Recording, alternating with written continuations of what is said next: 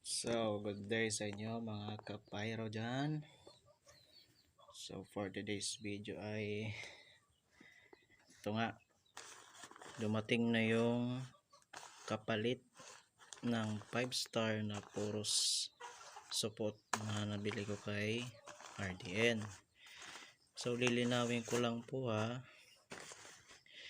yung nabili kong 5-star kay RDN ay hindi po siya ang maker.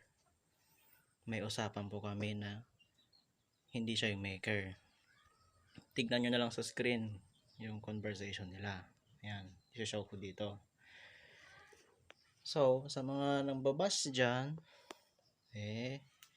anong magagawa ko? Ganyan kayo. Okay lang. Pero, masasabi ko sa inyo, kung puro kayo bash, wala kayong mararating kung puros bash. Ayan. Nag-testing ako nito. Ang solid guys. So, yan lang.